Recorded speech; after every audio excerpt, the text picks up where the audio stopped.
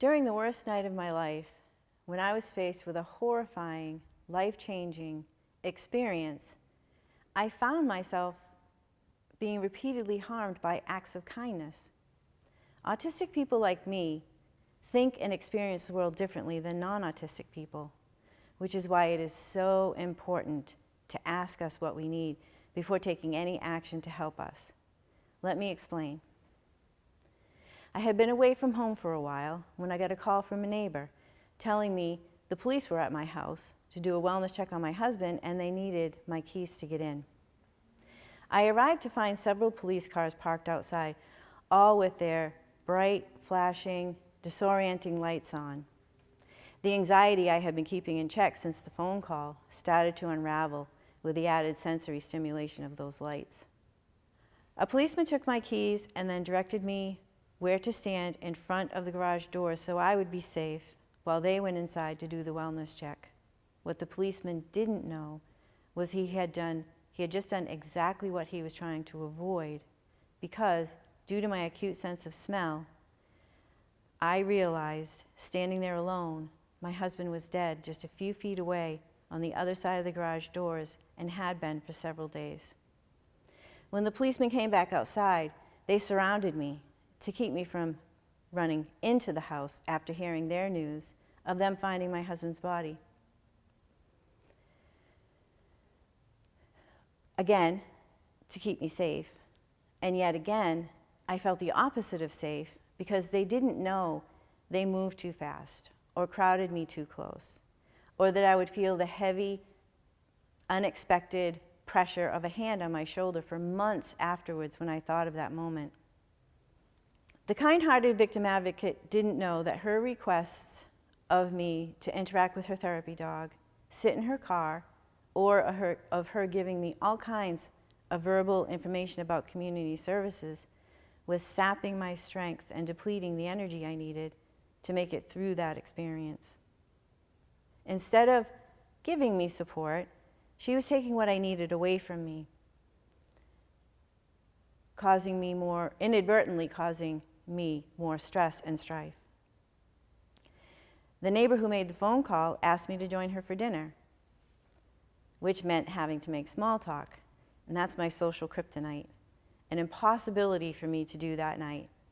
And while I felt sad and anxious about having said no, I also felt alienated because she didn't understand how socially excruciating it would be for me to join her. At about 10 p.m., the police suddenly gave me back the keys to my house and everyone left. And then there was nothing but quiet, darkness, the empty house, and me, very much alone. The trauma I experienced that night taught me a lot about myself and others. And one thing I learned firsthand that opened my eyes to a fundamental experience of many other autistic people as well is that autistic people, like myself, can be unintentionally harmed by well-meaning people. The unintentional harms I'm talking about are typical actions one might do to help another person, such as the policeman putting a consoling hand on my shoulder, or the victim advocate encouraging me to interact with her therapy dog, or a neighbor inviting me to share a meal with her, all of which are good things, nice gestures, acts of kindness to non-autistic people, and perhaps to some autistic people as well, but most autistic people need something else. Autism is a lifelong neurodevelopmental condition that causes significant social, communication, and behavioral challenges. Our brains have a different structure, neural circuitry, and functioning. We experience the world differently than non-autistic people. One difference is we think and experience the world very literally. We either don't understand idioms or are very entertained by them. For example, if somebody says they're going to run to the store, in my mind, I think, it's 20 miles away, maybe you should drive. Social nuances are confusing, with lots of words being used differently than the dictionary meaning in everyday conversation, and nonverbal language is not readily understood, if at all. You see, trying to socially understand the people who were helping me the night I found my husband depleted my energy. In an effort to help, people were requiring more from me than I could give, which was causing me to experience higher anxiety, more distress, and to feel completely, utterly, and traumatically alone and misunderstood. I now believe the policeman's hand on my shoulder was a supportive gesture, but I didn't understand it at the time. To me, it was an unnerving violation of personal space that I never saw coming. I was confused by it. I couldn't tell if it had a positive or negative meaning, and it scared me. I needed people to understand that their help was hurting me, but I didn't have the capacity to tell them that night, nor did I even know how. While I had a sense that they were there to help me, their actions only increased my distress. What if I could have felt connected to all of those people that were there that night? What if their kindness and care comforted me, supported me, and helped me? What if, when I got the keys to my house back and everybody left, I knew I was by myself, but not alone? I knew something needed to change. The problem, of course, is that just knowing something doesn't matter much without a way to address it. And that's where you all come in. I propose a solution. You, professionals working with autistic people, researchers, friends and family who have autistic people in your lives, I invite you all to learn about autism from us, autistic people. I submit autism can only be understood by asking autistic people what it's like. The way we think, speak, and understand the world is unconventional compared to the majority in our society. Even our language is different. Sure, the words are the same, but the way we interpret them is much closer to the literal dictionary meaning, not the socially nuanced meaning used by the majority of non-autistic people. Also understand that the autism spectrum is not linear. It's circular, with strengths and challenges that change even throughout the day. And equally important, communication does not have to be verbal. All behavior is something being communicated. You see, we autistic people aren't challenged just by autism. We're also challenged from being misunderstood and from trying to conform to a society we don't understand, and to live with the majority of that society not understanding us. Understanding and being understood is not a matter of will, of trying harder, competence, or intelligence. The wiring in our brains is simply different.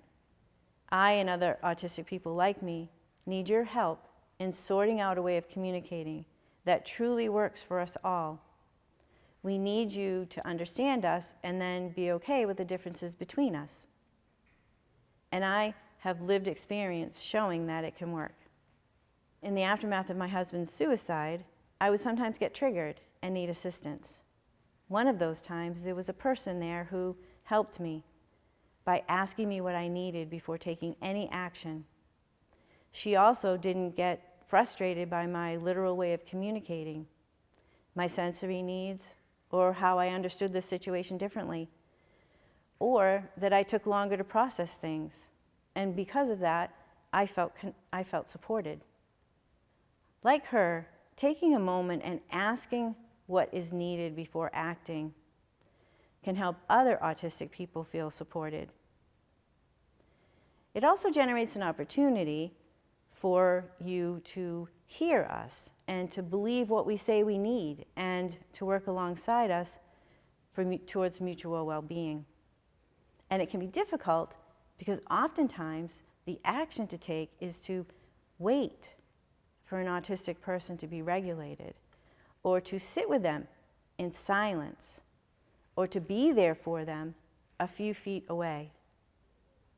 Autistic people aren't in a position to make social change alone, so we need you. We need you to listen to us, to hear what we say, and to accept our differences so we can be who we inherently are as people. The reason it's very important to ask before taking any action is because each autistic person is different. Like Dr. Stephen Shore once said, if you've met one person with autism, you've met one person with autism. With autism being a spectrum condition, and each autistic person having a unique set of challenges and abilities, there is no standard set of rules to go by for anything that may happen. Here's how to help. Ask autistic people what they need for support before taking any action to help them. Listen to them, believe them, and then support them as they ask you to, even if it goes against your natural inclinations. I believe this is the change that needs to happen to solve the problem of misunderstandings, confusion, and unintentional harm that happens to autistic people when well-meaning, kind people try to help them. Step outside of the proverbial box of societal norms of how to help people and really listen and see the autistic person before you so you can learn how to intentionally, truly help and support autistic people with acts of kindness they understand. We need you to help us help you help us.